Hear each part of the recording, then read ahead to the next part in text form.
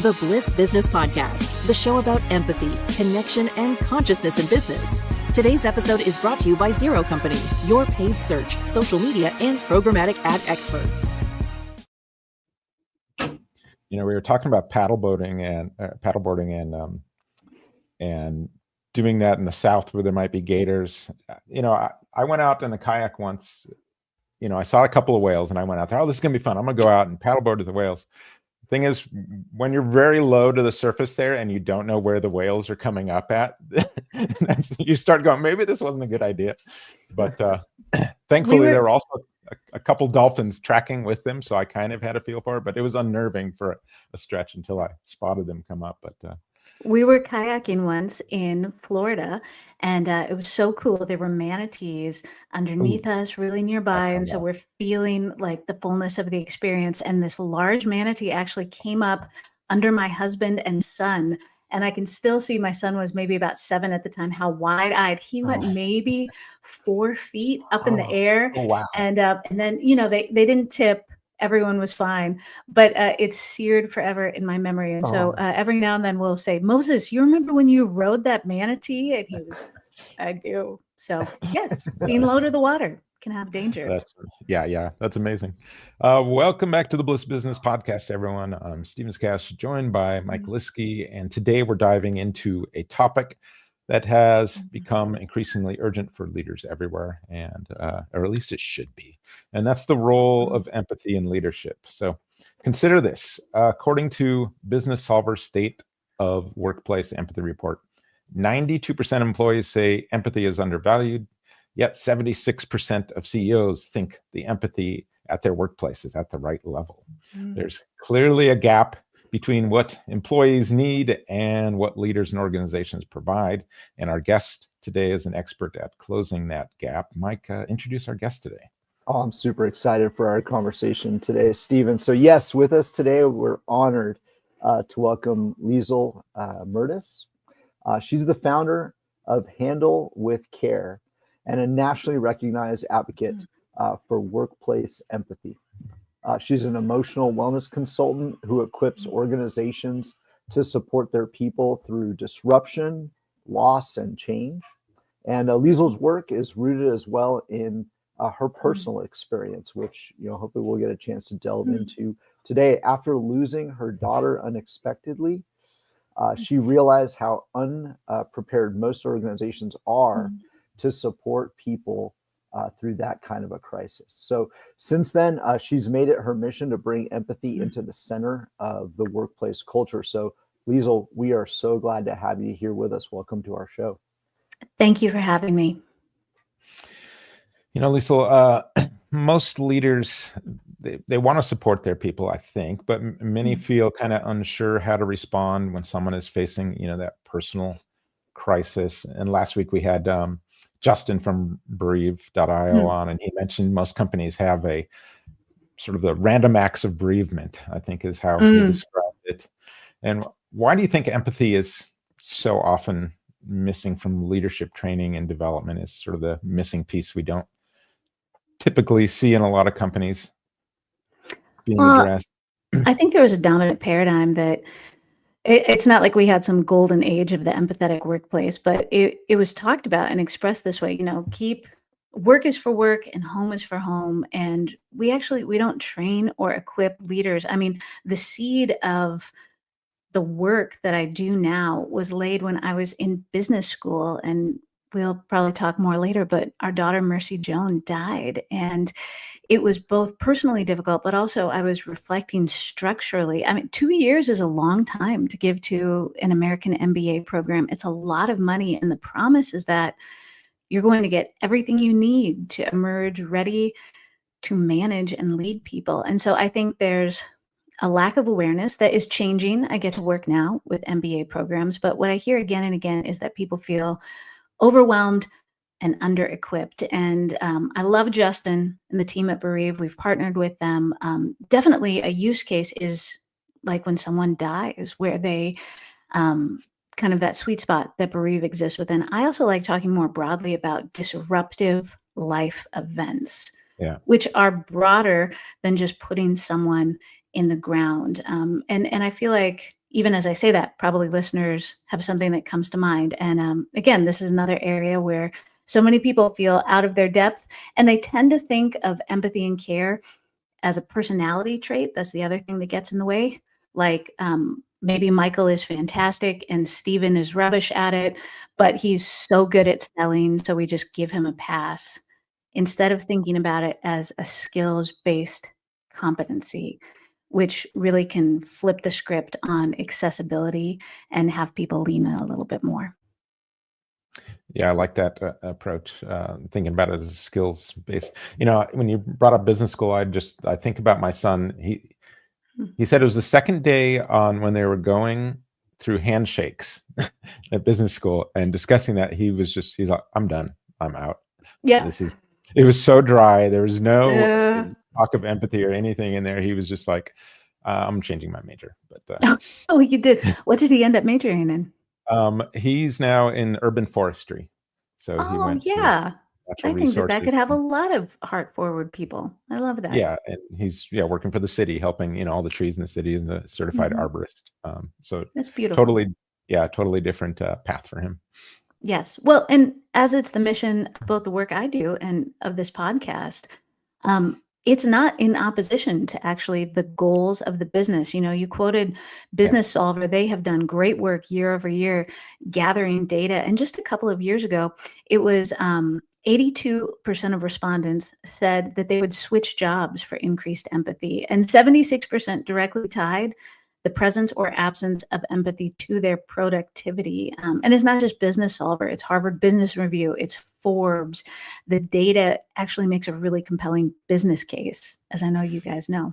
Yeah, and we're completely like making that case all the time, because it's like, okay, it made it, we want you to do this because it's the right thing to do, but we know you need the numbers. We know you need the productivity numbers and all that, and they're there. They're always there.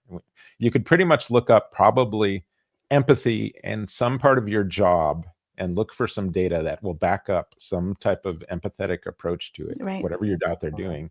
And there'll be data behind that showing, this is the right thing to do, because it's good, but it's also, it'll be profitable too if you need to sell that into someone. Well, and businesses actually already believe that empathy is important. They just normally think of it first and foremost in terms of sales. I mean, some of the most effective organizations that you see have actually given a ton of thought to the customer experience and the brand experience. And what does it mean to meet them right at that pain point? It just is such a gap, though, if they don't turn that same creative, energetic, generative eye towards their first customers, which are actually their employees who have to deliver that product or experience. So it's not even an entirely new paradigm. It's just applying the same great logic to the internal experience. Yeah, I love your point there. It's one of the pillars really of conscious capitalism. One of the major stakeholders, it's not just the board, it's not just the shareholders, and it's not just your customers, right? But one of the key stakeholders is for sure your employees, right? And the way you treat them oftentimes is really how they will turn and treat themselves. In fact, I'm going through a personal experience right now with my mom. She's been in the hospital for the last 8 or 9 days. And I can just say that from the nurses to the doctors that are treating her, with the care and the empathy, when I'm there, that they're treating her with, it really goes a long way. And that hospital is run by a great organization, a good executive team, and so it just transfers, right? I can see the customer experience is enhanced because it really sort of empathy is permeating through the organization. So I mean it's a big group, right? It's a big stakeholder. We used to always say too that it's your greatest asset, right? When it comes to your employee base, no matter the code that you might own or the facilities, your absolute best asset that any organization has is its employee base. So, well, Michael, thanks for sharing about your mom. It's always difficult to have that part of just like, you're both here, but I'm sure there's a part of you that's aware, and it's powerful when one has those positive experiences, and then like the negative underside when someone within a delivery system does it badly. Just a quick story. A couple of years ago, we had like a spring season with so many medical incidents, and I can remember I had a child who was getting deviated septum surgery the next day, but the day before, his brother actually needed to get his appendix out. So it's like all the things happening all at once. So I'm in the hospital, and Moses is puking. We're getting ready for a hospital transfer, and I get a call, and the call is from the office of the other son who's getting, surgery the next day. And she's going through the checklist, if you miss your appointment, you will have forfeited your copay. And finally I stop her in the middle and I'm like, hey, I'm actually in the ER right now with another child. I am planning to come to the appointment. And she just didn't even deviate from the script. She didn't even acknowledge it. She was just like, well, just know if you don't show up tomorrow, you will forfeit and hung up. And I was like, if within my health insurance system, if I could quit or leave a negative review, like this is the worst, most tone deaf. And I'm sure it was just somebody who was at the end of her day trying to get through her stuff. But like those moments of disruptive life events, like they have such a profound effect, either for Michael to be like, she's being so well cared for, or for me to be like, if I could use any other medical practice, I would. They're the worst. And it's not because the doctor was bad. It was because this nameless person in his staff was bad in that moment. Yeah. And look now, right? I mean, the story definitely stays with you. It created an emotion, right? Either a negative or a positive. It's a negative emotion. Yeah, definitely negative. Yeah, we talk about the positive and negative emotions in customer experience. And this is clearly one of those examples of negative that's like, and you're like so motivated that like, if I could just leave a negative review or just quit this, I'd be all on it right now. I'm going to talk about you on some podcast 3.5 years later and still feel it. Still feel it. Yeah. And it still resonates, right? You still feel it. Yeah. And it stays. So yeah, we talk all the time about I'm feeling stressed just from that story right now. I'm just feeling like, oh man, I'm so upset at that. Yeah. But that's why we're here, Stephen. Right. To do more good really through the businesses that we try to lead. So Liesel, maybe we can dive in a little bit and talk a little bit more about your story at this point. So we noted in the intro, right, your story was definitely a powerful catalyst for the work that you're doing today. Can you talk with us a little bit about that moment and how in particular it changed your perspective on what people need from leaders during times of hardship? Our daughter's name was Mercy Joan. And when I had her, I had said yes to business school and found out a week later I was unexpectedly pregnant with our third. So I had 2 small children at home, Ada and Magnus. And then there was Mercy Joan on the way for my second semester of my first year. And Mercy actually only lived for 8 days. She was born February 15th and died the 21st. And her impact of just dealing early on with the reality of loss and grief, not just, as an individual, also as a parent, with that touch many aspects of our life story, specifically as it relates to the work that I do. I alluded to, I'm someone with, I've got a high churn rate. I'm pretty efficient. I experience myself most of the time as a high achiever. And it was this lived experience of like, oh, I'm certainly not ready to just bounce back and be okay after 3 days. I need support. I need meaningful gestures. Some people, actually, by and large, I am able to do the work I do because I was surrounded by a lot of really healthy, like robustly supportive people. But then there were people who were terrible. They just had no idea how much they missed me. And a major thrust of business school, I can remember we were cohort based, and there was this guy in my cohort who, he was just really bad with people in general. He was cocky, he was abrasive. But over 2 years, when we really worked with these human-centric skills, of which empathy is one of them, and you tied it to business outcomes, like you're going to get paid a lot more if you get better at this. I watched him grow, and he was so much nicer to interact with 2 years later because he leaned into that. So it was partnering with a program that really did lean into skills-based competencies, but realizing that when it came to empathy, we weren't spending 5 minutes of a single class session talking about how you lead people in the midst of their disruptive life events or your own. I had a reprise of that. It was a totally unrelated condition with my youngest, Moses. Mercy had something wrong with her brain. Moses has actually needed a number of open heart surgeries. He's doing super well. Like, the technology around hearts is absolutely staggering, but he'll need surgeries throughout his life. So that personal experience partnered with just beginning to talk with people. I was at the inception of Handle with Care. I was having wine and dessert nights, and I was like, come tell me all the stupid stuff that people said. Tell me anybody who'd gone through something hard, and meeting with HR directors and being like, what do you resource? How are you trained? And seeing both the impoverishment of resources and the scope of human experience really led me to found Handle with Care and develop our framework of looking at these skills-based competencies through the lens of empathy avatars, which allows people to really see both their shortcomings and their growth opportunity. And I'll just like contextualize that a bit if you want.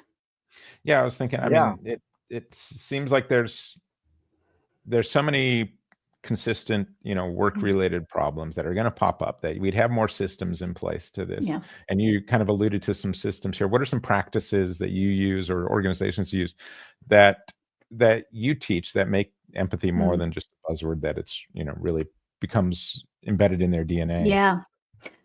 Well, I think one of the first steps is to become awake to how we tend to show up in those situations. What I tell people is we already show up to disruptive life events with a preloaded empathy toolkit. It's you're reaching for whatever tools you've got, and that is framed by household of origin, by your own like personality matrix, by what somebody said to you the first time you went through something hard. And we're so grief adverse that we just take whatever comes out of our toolkit, we use it, and then we shove it back, and we hope that we never have to look at it again. So in both my online or in-person sessions, I say, let's do an inventory, build some self-awareness. So these empathy avatars give people both identification, but some psychological distance to see how they show up. So there are 9 in total.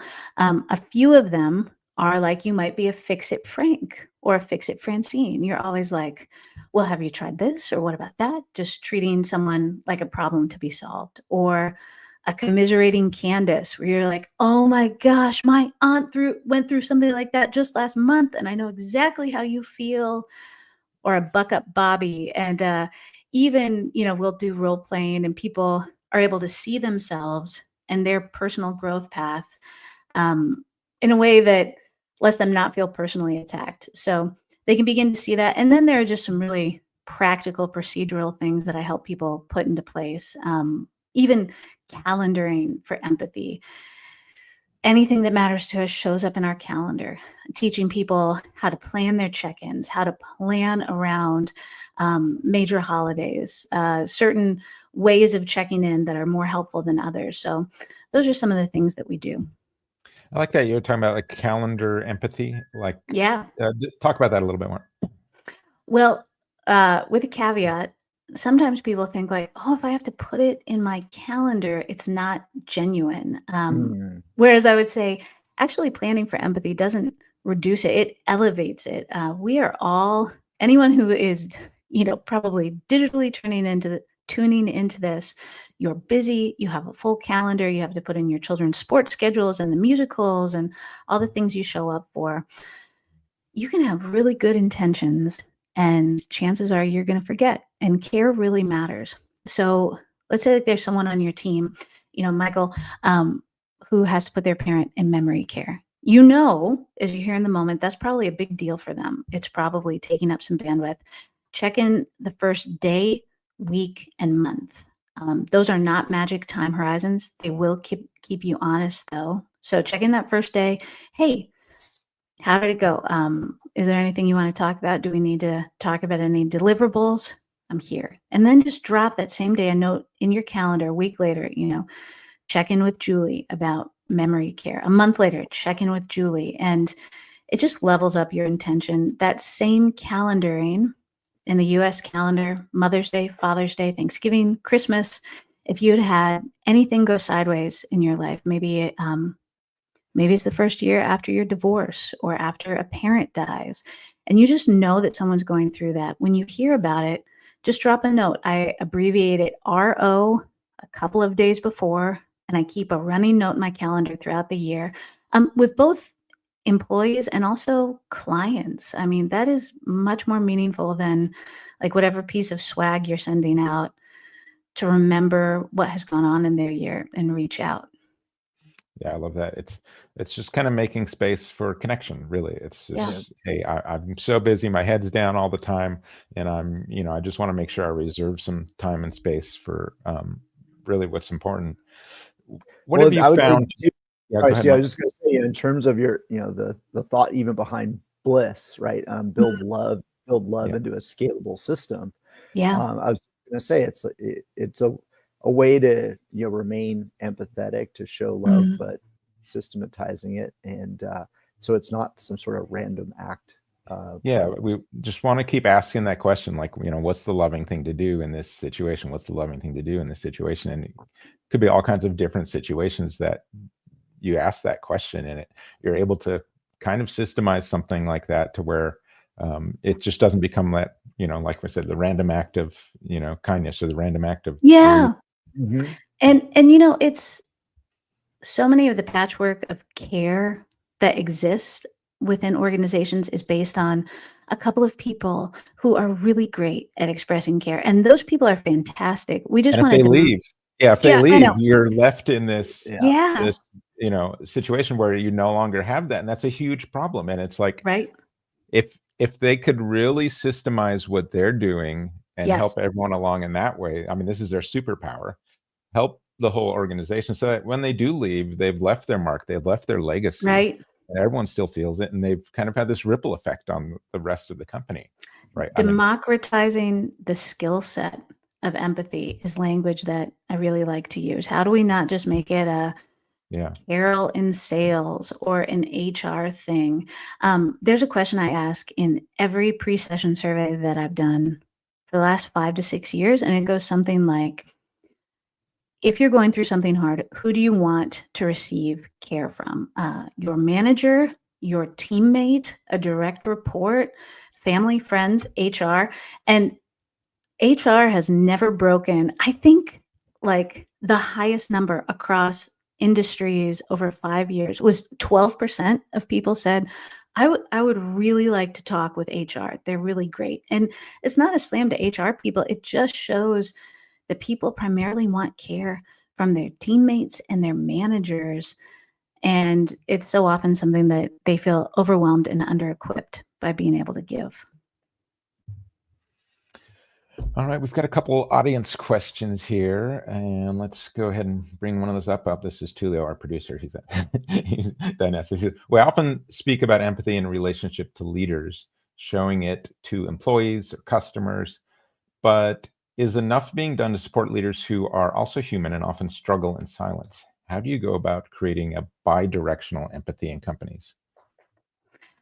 It's a great question. And just to answer the middle part, no, not enough is being done. You can see that in the 2025, the most recent Gallup report that shows that the greatest drop in well-being and satisfaction came from middle managers across the globe. This is just not a US thing. These are people that are dealing with, this is another session I do. It's on change fatigue and compassion fatigue. They are expected to care well for their people, and yet all too often, like executive and VP level people, they don't see it as their role to care for middle managers, and HR really only manages problems. And it's this huge organizational miss of nobody is actually really meaningfully checking in with middle management. They're just expecting them to down below.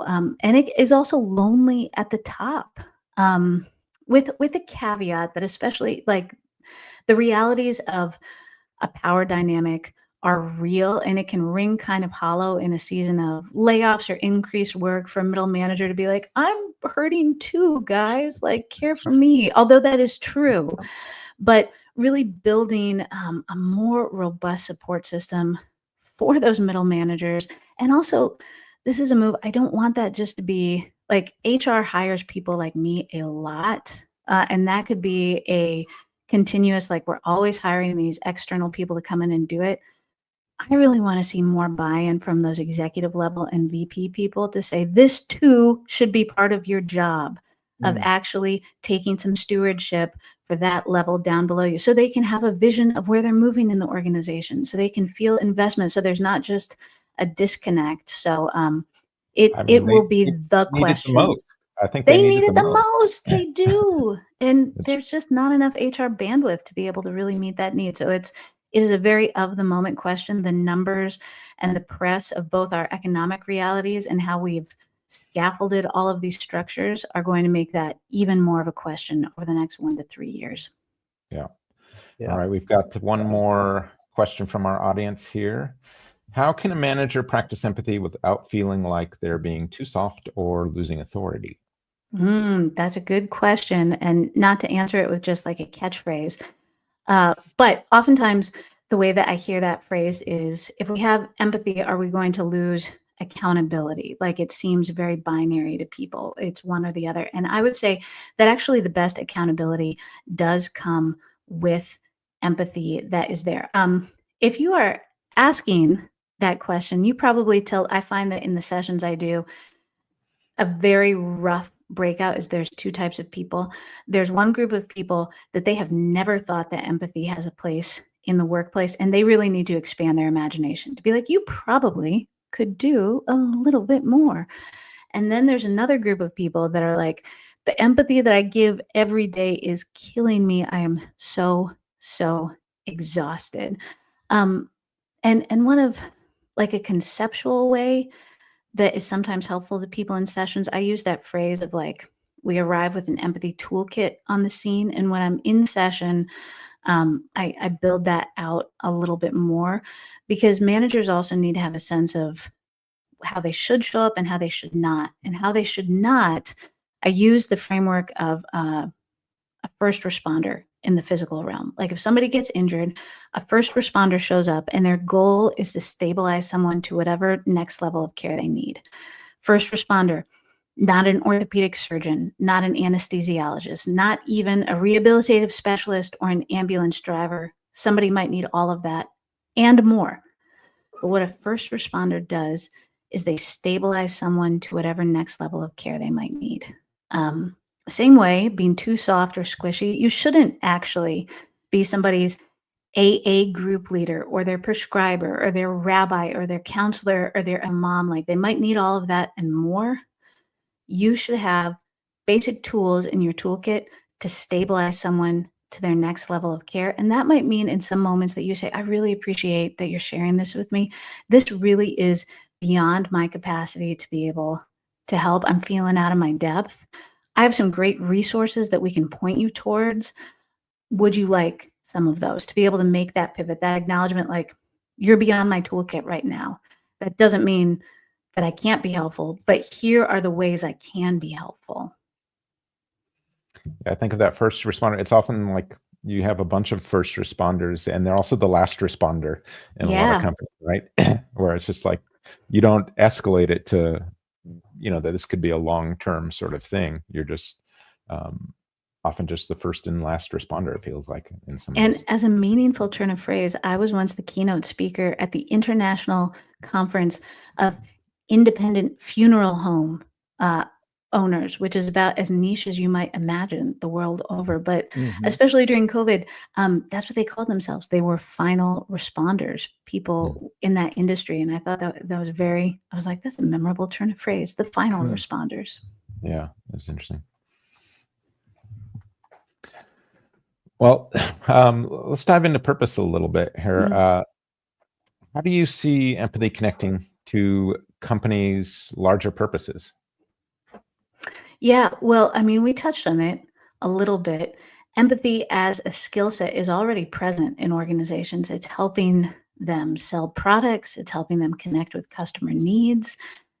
It also will help you just on the financial side of things. If you have a purpose to be able to control costs and run efficiently, empathy really helps you achieve that, because these disruptive life event moments, they're oftentimes the reason that people stay or the reason that they leave. And if they leave, I mean, I hear again and again, anytime I speak at conferences, probably 1 out of every 3 people that comes out to me afterwards says something like, if my last boss had been in a session like this, I would still be there. And the cost of, searching for that next candidate, training, rehiring, it also, on the positive side, the reputational bounce that you will get, like these moments of life disruption don't just have to be seen in the negative. They are the moments that crystallize your values, that convey to someone. I mean, there was a woman who was in the front row. I was speaking at an Indiana HR conference, and I saw her and I recognized her because we're in the same LinkedIn circles. And she had just posted, she works for a tech company, lots of churn, trying to really battle for Midwestern tech talent. And she had posted, she wrote, she had a horrible June. She had had her own breast cancer diagnosis. She had a child with seizures. Her husband had had this terrible medical event. And she was writing about it. And she was like, but my company has been the absolute best. They have sent coloring pages for my child. They have been flexible with my work, setup and deliverables. And every step along the way, they have shown up with care when it matters most. And, because it's LinkedIn, they were like, and we're hiring, don't you want to come work for a place like this? And when it gets to the core of who they are, I mean, it is also a spectacular place that people want to come and work and stay, no matter whether, the job market is good for employers or bad for employers. Like, that is the long through line of who you want to be in the long term. And I think it's always the right time to take a step in the right direction. Mm. In fact, that point there, Liesel, ties very well with kind of my next question, because it's related to results, right? Because I think many leaders might feel that empathy is disconnected or has a negative impact on results. So they feel like they almost have to make a choice, right, between that performance or being able to show compassion. So what would you say really to someone who sees empathy as being this soft skill, and that it is something, or that they feel is something that is devoid or incompatible with results? Yeah. Well, one, I like adjusting the language from soft skills to human skills. Anyone who works with humans, and that's still pretty much all of us, even if you're doing AI stuff, it's still going to be read by a human on the other side. These are human-centric skills that do have a deep impact. I think there is a level of self-inquiry that goes on for these leaders to think, when was a time that you needed support at work at some point during your life? But also foundationally, the work that I do, if somebody is having to be dragged kicking and screaming, they're probably not quite ready in their development. I tend to work best with organizations that they're already investing in their people. This is not the first thing that they've done. They care. They know it is a competitive advantage. And there's always someone in those audiences that's like I just got this feedback again in an in-person session within the last 2 weeks. This guy came up to me and he was like, I just have to tell you, I hate these things. I hate them so much. I'm 65. I've been to all of them. I hate sitting here. And then he looked and he goes, but I really like yours. And I didn't even want to have to tell you. Or I did a session once with all of the accountants for the Department of Defense, which is about as, buttoned down a group as you can imagine. And somebody comes up halfway through the day, we're on base. He sticks out his hand and he was like, I just want to thank you for not making this boring and stupid. So for anyone who's out there, maybe you're curious and you're listening, it doesn't have to be boring. It doesn't have to be stupid.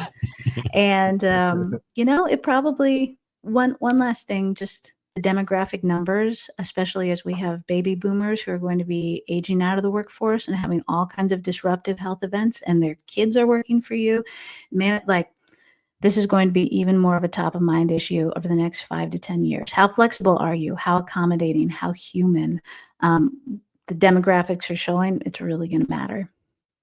Yeah, and I'd say on those demographics, the younger generations they get to that place of empathy much faster than older generations, just because of the gravity of all of the work that everyone's put in before them. It kind of brings them along much faster.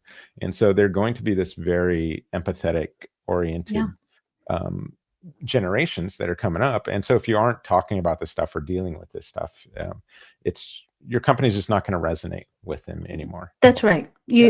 There will be a stark divide. There will be the companies that do it well and the companies that don't do it at all, and people will vote with their feet. Yeah. It's interesting. So for most guests, Liesel, I'll ask a question specific. Steve asked about the connection between empathy and purpose, but so my usual question for the guests is, what do you think having a really well-defined purpose, what role does having a really well-defined purpose play in the success of a company? I think it brings great clarity to where you're going. It allows you to have a lot more confidence in what you say yes or what you say no to. And it will also help you nail your courage to the sticking point when things are hard. I mean, depending on when this airs, we are recording May of 2025. Just about every business that I talk to, small business, large, I was recently in Vegas, huge brands, Delta, Marriott, everybody is in a holding pattern based on tariff and economic news. Everyone is having to rescale their expectations and their profit margins. It's a tense waiting time for just about everyone. And you can be tempted to do some very dramatic things to deal with that uncertainty, to get yourself out of that feeling of being a little out of control. And knowing your purpose, knowing your why will clarify those decisions. It will allow you to direct your focus. This is what we are about. When things are good, when things are bad, this is our DNA. So I think it brings courage and clarity. Yeah, for sure. For sure. Yeah, well put. And I was going to say to you, to the point we discussed earlier, if you live consistently to that purpose as an organization and your people see that, they won't walk right with their feet. There's purpose I was going to say, and purpose isn't this thing that we sometimes see with these big companies where it's like, our purpose is to increase shareholder value. Blah, blah. This is going to be the most lack of empathetic, behavior, because their North Star is just so oriented toward that at all times, all decisions. So bare knuckled capitalism. I think, recording in a moment of uncertainty, I was at the Great Place to Work conference. And their CEO, Michael Bush, so huge brands, he made a great point, which I just keep coming back to.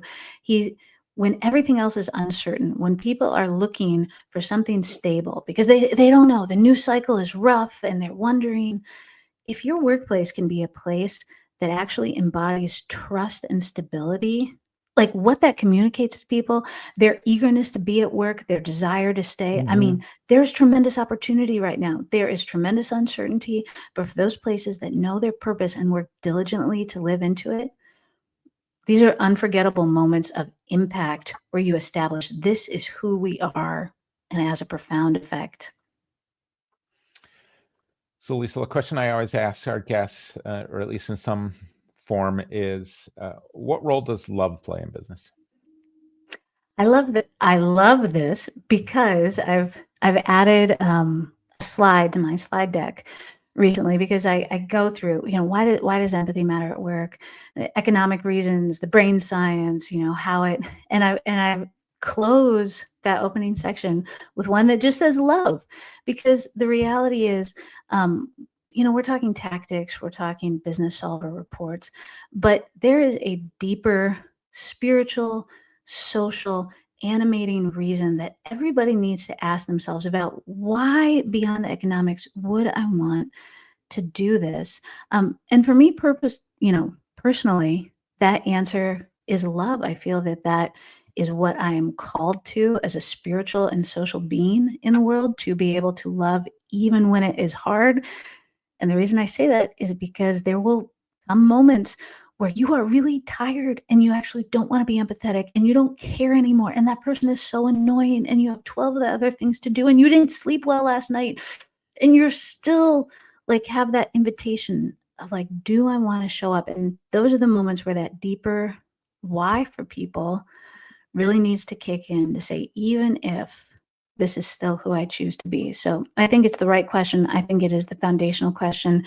And it's one that holds us when we don't actually want to show up with care, or that other person is really, really hard, which is where we give ourselves the exit ramp to be like, oh, come on, I do it like 82% of the time and just give me a break on the other stuff. But if we want to live consistently and truly impactfully, we got to level up, and love is what invites us into that.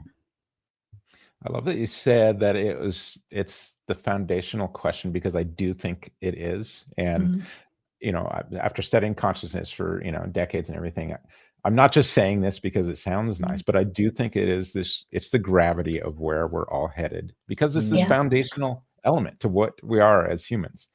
And I love that you brought that up. No one's ever said it's the foundational question, but it's literally the question we ask at the end of every show, for sure, because we need to have these conversations more. Well, and, also just love is what creates the most lasting change. We said at the beginning before we went on the air, I appreciated that you all introduced yourselves with your relationships and your family. Like, I think about this often in my parenting. There's all kinds of levers I can want to pull. Like, I can't foundationally make anyone change, but certainly like shame or hitting some standard. Like, I know that can get short-term change in my life. It can get short-term change in my children's lives. But like, that leads to crappy resentment or just them choosing a hard other path. Like, it is love. It is people who believe in us and that are calling us to more. Like, that's what motivates us to want to grow and change. And that's true for people. It's true for organizations as well.